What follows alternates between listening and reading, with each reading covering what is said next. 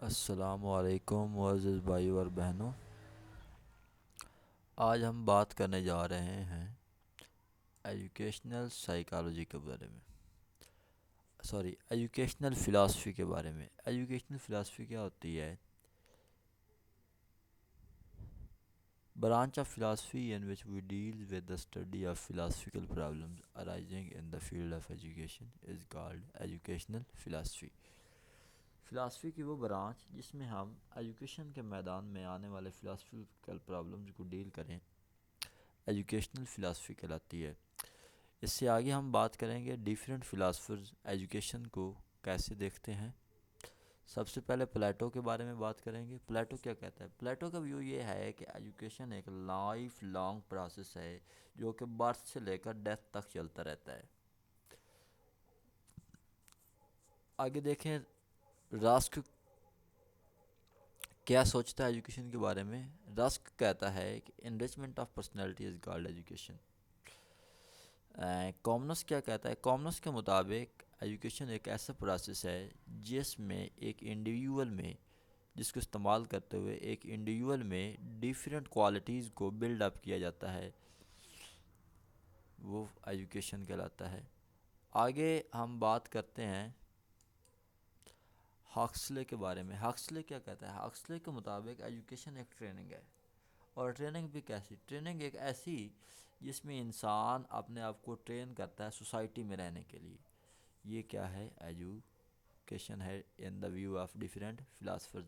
اب ہم بات کریں گے کہ فلاسفی کا فیلڈ آف ایجوکیشن میں کیا رول ہے، اور ڈیفرنٹ جو ایجوکیشنل سٹیپس ہیں ڈپارٹمنٹ آف ایجوکیشن کے، ان میں فلاسفی کیسے رول پلے کرتی ہے۔ سب سے پہلے فلاسفی اور ایمز آف ایجوکیشن کا کیا رول ہے۔ کسی بھی ایجوکیشن سسٹم کی جو فلاسفی ہے اس کے گولز کو ڈٹرمن کرتی ہے، اس کے ریئل ڈیسٹینیشن کو ڈٹرمن کرتی ہے کہ ہمارا جو ایجوکیشن ہے، ہم کسی بچے کو ایجوکیٹ کر رہے ہیں، اس کا مقصد کیا ہے، اور اس کو ہم بچے کو کیا بنانا چاہ رہے ہیں، آنے والے وقت میں ہم اسے کس رنگ کس انداز میں دیکھنا چاہ رہے ہیں۔ یہ جو ہے یہ سارا کچھ فلاسفی ڈٹرمن کرے گی۔ تو فلاسفی ایمز آف لائف کو فارمولیٹ کرتی ہے۔ Philosophy formulates the aims of life while education give suggestion to achieve these. تو فلاسفی ایمز آف لائف کو فارمولیٹ کرے گی، جب کہ ایجوکیشن ان ایمز آف لائف کو اچیو کرنے میں سجیشنز دے گی۔ فلاسفی ویلیوز کو ڈیٹرمن کرے گی، وائل ایجوکیشن جو ہے وہ ہمیں بتائے گی کہ ہم نے ان ویلیوز کو کیسے ریئلائز کرنا ہے، کیسے حاصل کرنا ہے۔ فلاسفی اب ایمز کے بعد آتا ہے کیوریکولم۔ ایجوکیشن سسٹم میں سب سے پہلے ایمز آتے ہیں، پھر کیوریکولم آتا ہے، پھر ٹیچنگ آتا ہے، پھر ٹیچنگ میتھڈالوجی آتا ہے۔ تو اب فلاسفی کا کیوریکولم میں کیا رول ہے، ڈیفرنٹ فلاسفرز اس کو کیسے دیکھتے ہیں۔ اسمتھ، اسٹینلے اور شور کے مطابق philosophy is a moral guide for the curriculum building. اخلاقی جو ہے مارل اتھارٹی ہے کیوریکولم بلڈنگ میں، philosophy is a moral authority کام کرتی ہے۔ یہ کون کہہ رہا ہے؟ اسمتھ کہہ رہا ہے، اسٹینلے کہہ رہا ہے، اور شور کہہ رہا ہے۔ اسپینسر کیا کہتا ہے؟ اسپینسر کے مطابق curriculum should be based on human activities, کہ کیوریکولم کو ہیومن ایکٹیویٹیز پہ بنیاد بننا چاہیے، اور اس کے مطابق ڈیفرنٹ سبجیکٹس کو ان کی ریلیٹیو امپورٹنس کے کو بنیاد بنا کر ایڈجسٹ کرنا چاہیے۔ جس سبجیکٹ کی ہم سمجھتے ہیں کہ زیادہ امپورٹنس ہے، اس کو زیادہ اس پہ اٹینشن ایمفسائز کرنا چاہیے، اور جس کی کم امپورٹنس ہے اس کو تھوڑا کم ایمفسائز کرنا چاہیے۔ بریک کیا کہتا ہے؟ اب ہم بریک کی بات بھی سن لیتے ہیں۔ بریک کے مطابق ایجوکیشنل سسٹم کو ڈیولپ کرنے کے لیے ہمیں لیڈرز کی ضرورت ہوتی ہے۔ تو لیڈر بھی کون سا؟ جس کی اپنی ایک ساؤنڈ فلاسفی ہو، اور وہ دوسروں کو اس فلاسفی پہ کنونس کرنے کی صلاحیت رکھتا ہو۔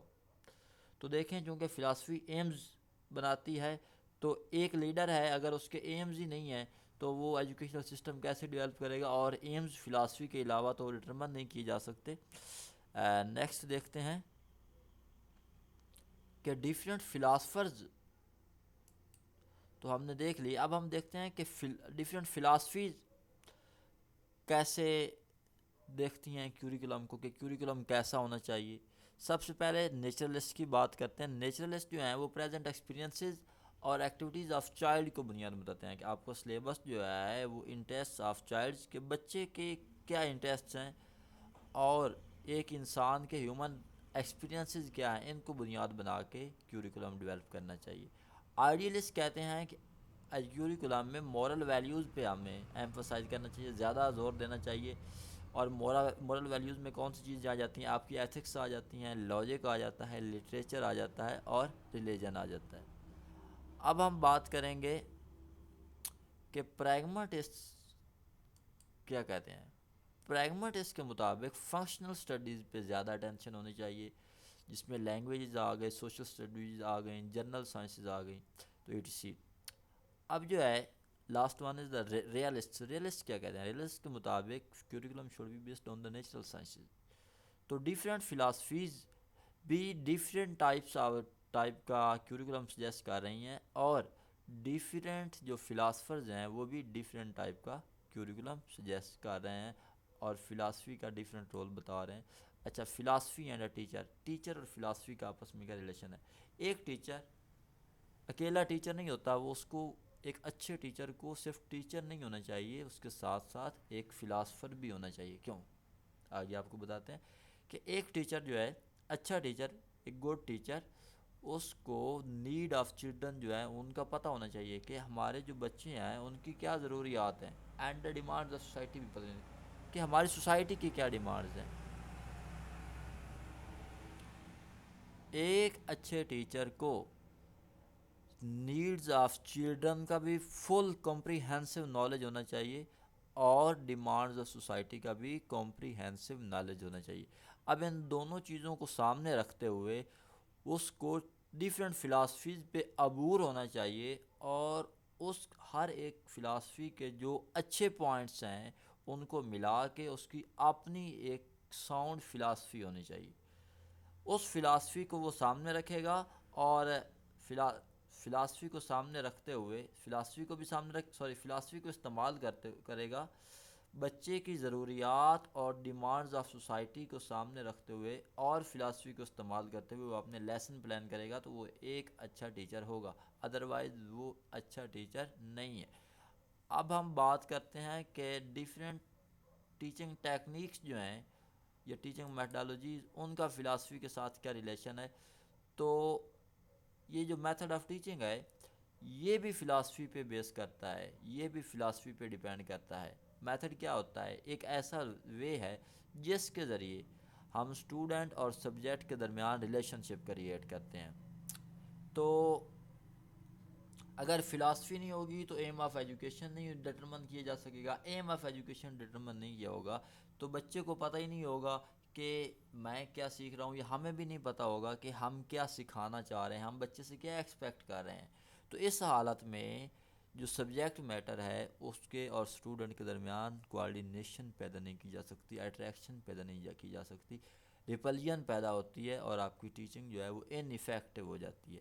اب ہم بات کرتے ہیں کہ ڈیفرینٹ فلاسفی جو ہیں وہ کس ٹائپ کی ٹیچنگ ٹیکنیکس یا ٹیچنگ میتھڈالوجی کو سجیسٹ کرتی ہیں. نیچرلسٹ کے مطابق موٹیویشن اور ڈائریکٹ ایکسپیرینسز پہ بیسڈ ہونی چاہیے. آئیڈیلسٹ کے مطابق لیکچر میتھڈ اور ڈسکشن میتھڈ ہونے چاہیے. اور پریگماٹسٹ کے مطابق سوشلائز ٹیکنیکس اور پرابلم سالونگ ٹیکنیکس ہونے چاہیے. بہت بہت شکریہ آپ سب لوگوں کا، آپ نے اپنے قیمتی ٹائم سے ٹائم نکالا. اللہ تعالی آپ سب کو اپنی حفظ و ایمان میں رکھے. خدا حافظ.